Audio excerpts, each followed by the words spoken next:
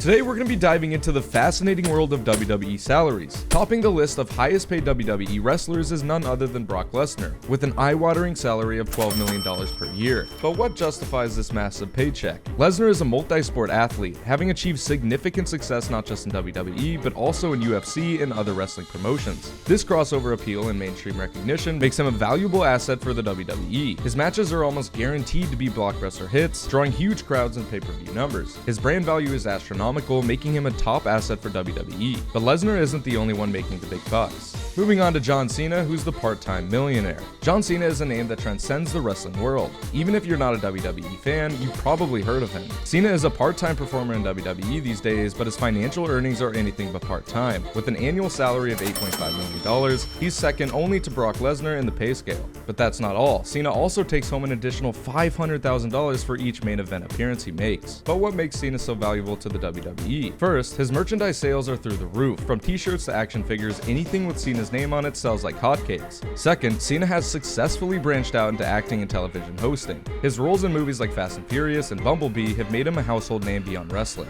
Moving on, we have the reign of Roman Reigns. Roman Reigns is another huge name in WWE, commanding a salary of $5 million a year. Reigns has the look, skills, and the charisma it takes to make him a top drawer in the company. His storylines are among the most compelling in the WWE, and his matches are often the main event of big pay-per-view sales. Reigns has been the face of the WWE for a while now, but before wrestling, he was a professional football player who played for the Minnesota Vikings. Roman Reigns is more than just a wrestler. He's a brand, an athlete, and a philanthropist. His multi-dimensional persona and consistent performances make him worth every penny of his $5 million salary. He's not just the big dog in WWE, he's also a big deal in the broader landscape of sports and entertainment. Moving on, we have Becky Lynch. The women's division in the WWE has undergone a significant transformation over the years. Gone are the days when female wrestlers were relegated to eye candy roles or short, inconsequential matches. Today, women in WWE are headlining pay-per-views, breaking barriers, and shattering glass ceilings. Leading the pack in terms of earnings is the man herself, Becky Lynch, with an annual salary of $3.1 million.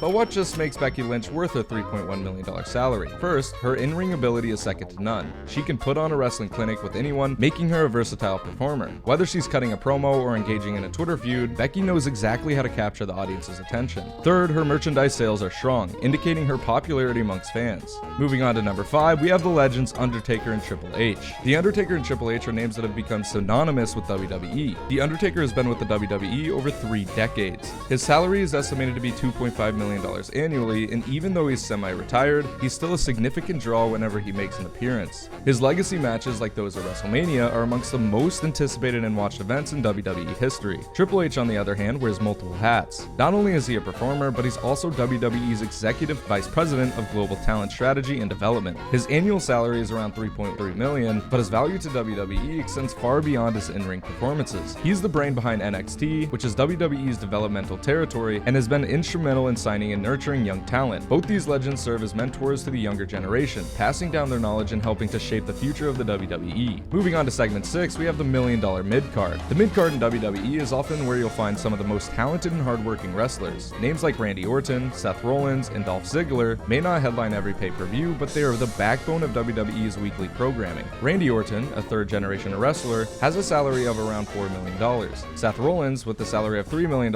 is another workhorse. He's been a part of some of the most memorable moments in recent WWE history, including cashing in his Money in the Bank contract at WrestleMania 31. Dolph Ziggler, earning around $1.5 million, is often considered one of the best sellers in this business. These mid-card wrestlers may not be the highest earners, but their consistent performances and ability to engage the audience make them invaluable to the company. Moving on to segment 7, we're going to take a look at the lower tier. While the top stars are making millions, the entry-level wrestlers in WWE start with a base salary between $100,000 and $250,000. In April of 2022, Triple H told The Athletic that WWE superstars on a main roster make at least $250,000 per year. Up-and-coming wrestlers like Liv Morgan receive $250,000, Austin Theory's $200,000, and some NXT up-and-comers such as Braun Breaker receives $150,000.